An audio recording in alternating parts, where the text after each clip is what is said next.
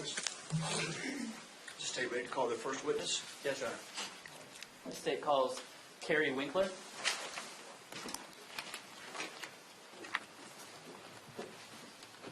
Ms. Winkler, if you could face our clerk, please, to be sworn. Just raise your right hand, please. Do you solemnly swear and affirm that the testimony that you are about to provide is the truth, the whole truth, and nothing but the truth? Just please have a seat and speak closely into the microphone that's in front of you, okay? Go right ahead. Thank you, Judge. Good morning, ma'am. Would you please introduce yourself to the jury? Hi, my name is Keri Winkler. I am Melissa's daughter. Would you please spell your first and last name? Let me stop. Can everyone hear the witness? If you could move forward just a little bit. Is this the microphone? Thank you. My name is Keri Winkler. I am Melissa Howard's daughter. Would you please spell your first and last name for the court reporter? Keriwinkler. What city do you currently live in, ma'am? Atlanta. Where were you living back in 2006? Crestview. How old are you currently? I am 28.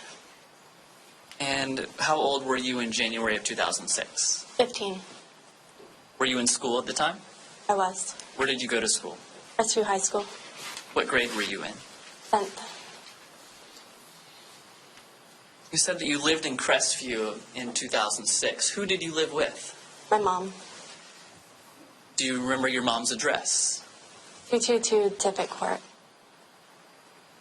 Did anyone else live there with you and your mom? My brother. He shared custody back and forth. What's your brother's name? Taylor Howard. Do you know who Taylor's dad is? Brian Howard. Have you ever met Brian Howard? Yes. How did you meet him? He and my mom were married when I was younger. Did your mom have any other children besides you and Taylor? Christy. And who is Christy? She's my sister. Are you two twins? Yes. Where did Christy live in January of 2006? Tallahassee. Who did she live with? My dad. Do you know Russell Holbrook? Yes. And how did you meet Russell Holbrook? He was a family friend, my mom and Brian. Do you remember if your mom was dating anyone in January of 2006? Chris Catenhead, Do you know what he did for a living? UPS worker, And had you met him? a few times. I need to ask you a few questions about January 6th, 2006 specifically. Do you remember what you were doing that evening? What time? Let's start early evening, who you were with and what your plans were. I was with my mom at the house. I asked her if I could go on a date with Daniel, Who was Daniel? my boyfriend at the time, Okay. And what were your plans that evening with Daniel? to go bowling and How long would you say that you and Daniel had been dating at that point? we'd been dating since around October, so for a few months. Where did you meet Daniel? Church.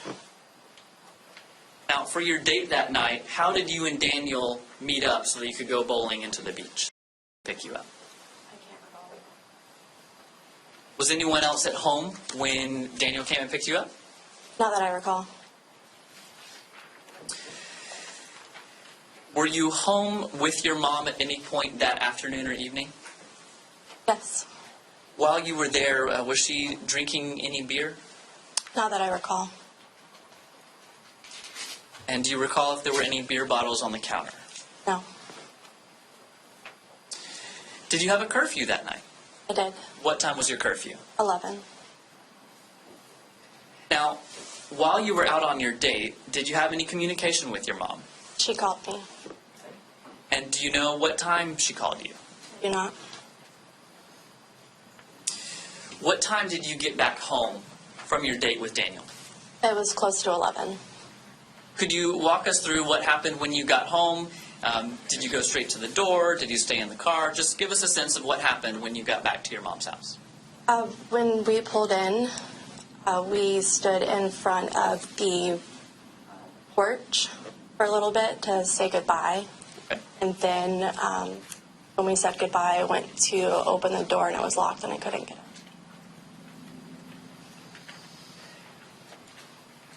How would you normally get in your house after being out on a date? I would just walk in. My mom would wait up for me, so the door was always unlocked. What happened when you realized the door was locked and you couldn't get inside? I called the house phone and her cell phone several times trying to get her.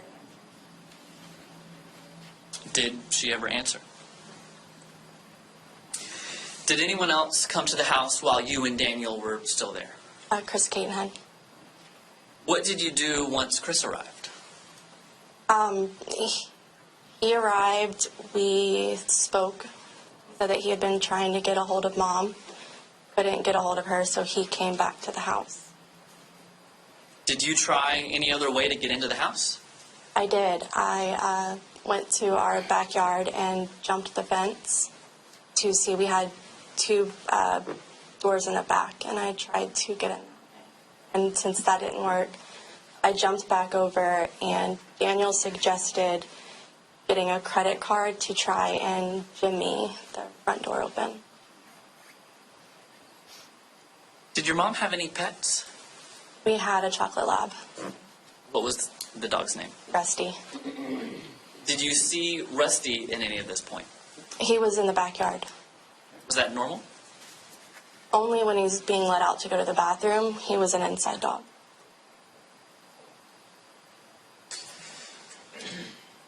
All right, so you said there was a conversation about trying to jimmy the lock. Was someone successful in doing that? We were. All right, so what happened once the door was opened?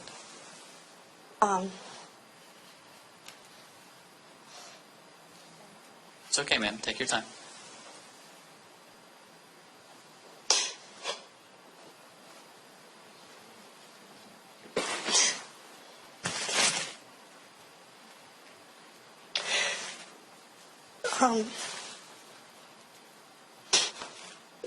Once we were able to open the door,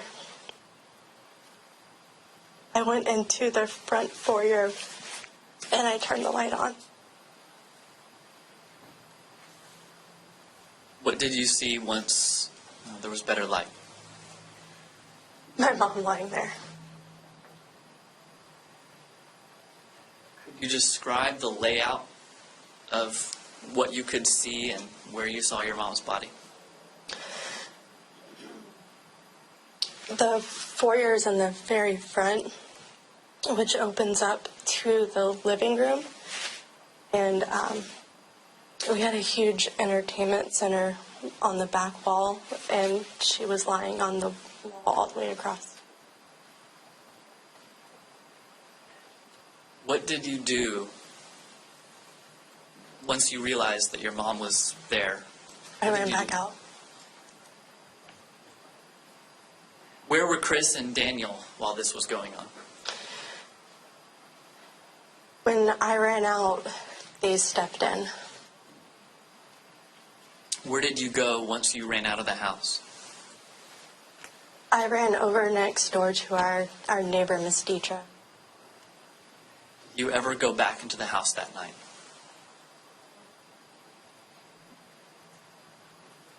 Was there ever a time subsequent to that night that you did go back inside? When the officers released the scene to us, Who went with you when you returned to the house? my dad, my stepmom,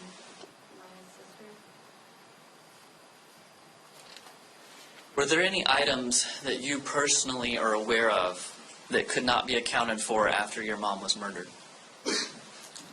I remember a beanbag missing. We couldn't find her diary.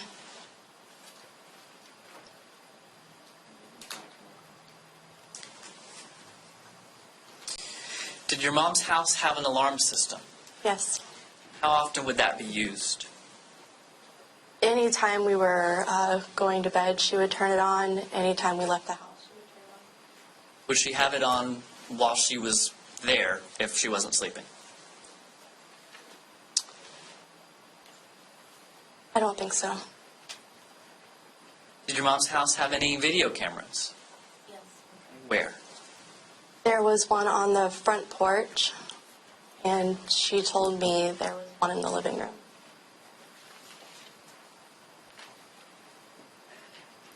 Now, you testified earlier, if I could talk about a separate subject for a moment, that you knew Russell Holbrook from when your mom and Brian were married. Is Russell Holbrook present in the courtroom today? Would you please point him out and identify an article of clothing that he's wearing? He's sitting over there wearing. For the record, she's identified the defendant. She has. Had you seen Russell Holbrook at any point in the days before your mom was murdered?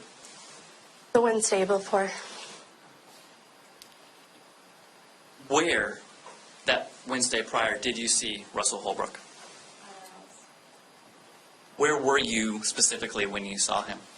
I was in the car with Daniel. Where had you and Daniel been that night? Church. Could you describe for the jury, from the point of you arriving at the house to then when you see Russell, could you walk us through that timeline? Mom picked up Taylor from church to take him to Brian's house, and I rode with Daniel to my house. When you arrived at your house, was your mom already there? What happened after you and Daniel arrived at the house? We waited for my mom to come because I didn't have a key to get inside. And she pulled up, and then shortly after, Russell pulled up. What happened once Russell pulled up? I went to get out of the car, and Mom told me to get back in. And they talked for a little bit. Do you know if anyone else was in the truck with Russell? I don't recall.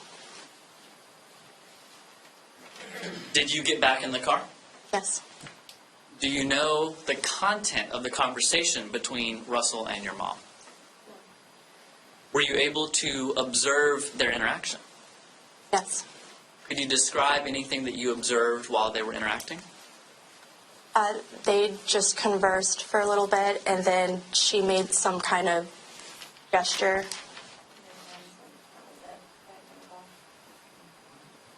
And what you were just doing, was that the gesture that you observed your mom do? Yes.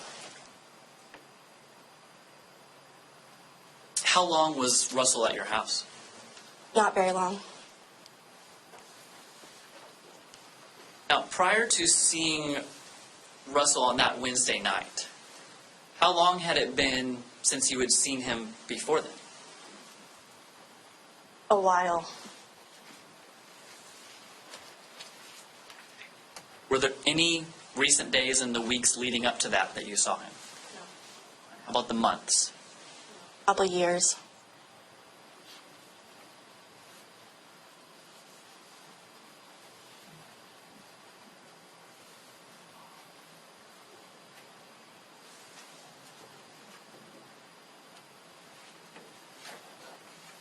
What happened once Russell and your mom were done talking? He left and went inside. Did you ever have any conversation with your mom about what it was about? Thank you, ma'am. The defense has a chance to ask you some questions now, and I may or may not have some follow-up questions for you. Mr. Jarvis.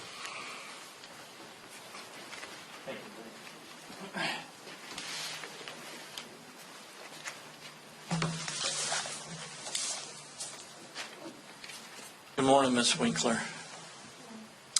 I know that we've met previously, isn't that right? Okay. And you gave a deposition, it was roughly late last year in Tallahassee, is that correct? Okay. I can barely hear you. I don't know whether anybody else can hear, but... Just speak up. And I know that this is hard and difficult. to talk about and relive these events. And at any time in my questioning, you need to take a break or, get a tissue, please do so, okay? Will you do that for me? Okay. Okay. Now, you were living with your mom and your brother Taylor back in this time frame, which was January of 2006, there at Tiffin Court. Is that right? Yes. And you're 15 years old at the time, correct? Yes. Okay. But also, I'd like to, shortly after the murder of your mother, you met with some other individuals, and I believe your father, Keri Taylor, and your stepmom, and some FDLE agents and some other people met with you at the house. Is that right? In 2006, Yes. I've met with many officers throughout the time frame. Would you agree then that back in 2006 you had met and were questioned by FDLE officers about, they wanted to know what occurred and they were asking you what occurred. Is that right? Yes. Is that a yes? Did I meet with officers afterwards? Yes. Yes. Okay. And you would agree that that time frame, 2006, February 4th, 2006, is closer in time to the actual events than they are today. Is that right? I don't understand your question. Okay. Would you agree with me that February the 4th of 2006 is closer to January the 6th of 2006? Would you agree with me with that Yes. statement? Okay. And would you agree that February the 4th of 2006 is closer in that time to today? It's a pretty simple question. It's not a trick question. I'm just not following. I'm sorry. You Just say ask her if it's likely she remembers things better than. Would you agree? Do you have a better memory of things from back in 2006? Would you, the things that you told and occurred back then, you'd have a better memory of? yes. Okay. Now, you testified and talked to the state attorney about the Wednesday prior to your mom's death that you met Russell Holbrook, and that, do you recall that you were with Taylor and your mom, because it was after church, that you actually were all in the car and dropped off Taylor, and then Taylor's the one that says, hey, there's Russell's truck over there. Would you agree with that? Are you asking if I believe I was in the truck with Taylor when he was dropped off that night? Yes. No. Why do you think that's not what Because happened? I would drive home with my boyfriend. Is it possible that you came up with Daniel afterward and met your mom? That's not how I recall that night. Okay. I may be showing you something in a minute, perhaps. Do you recall Russell flashing down your mom and stopping and talking to her so he could get directions to her house because he didn't know where she lived? No, I don't remember that. You don't remember? He wouldn't be allowed at our house. Okay. So you're saying you don't recall that happening? No, I do not. Okay. If I were to show you a report from the Florida Department of Law Enforcement that was from February the 4th of 2006, where you were with your your stepmom and your father and FDLE Special Agent Pinkard, would that help refresh your memory A to the report by events of that, Pinkard? of what you might have said that day? Okay. Can I approach, Judge?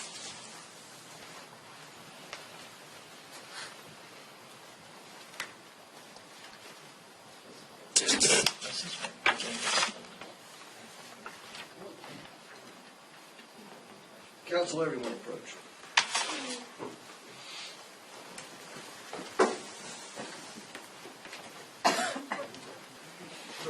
Magistrate. Thank you, sir. Thank you, Judge.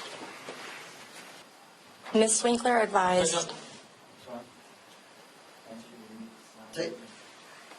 Take the jury out. Oh, everyone have a seat.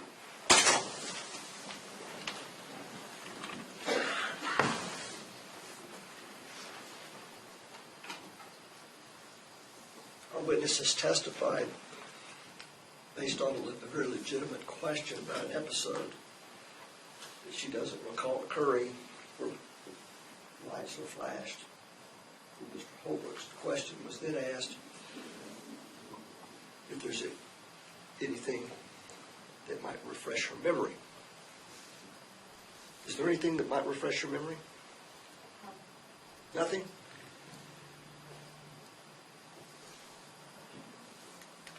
I'm not going to give any other evidence tutorials during the course of this trial, but I'm going to give one now. The method that's utilized in the courts of the state of Florida under the rules of evidence are going to be followed here.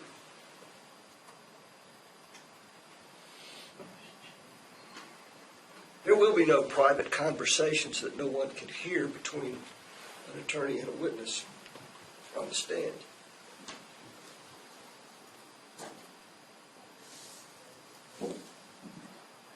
She may be shown, given her earlier answer, and a question may be asked from the podium whether showing that document would help her memory, and we're going to allow you to do so. And then I'll hear what your answer is as to whether or not her memory has been refreshed. Is there any mystery about how we're going to conduct this? No, sir. Any objection that needs to be made? Judge, I believe you've addressed it. Thank you. Bring the jury back in.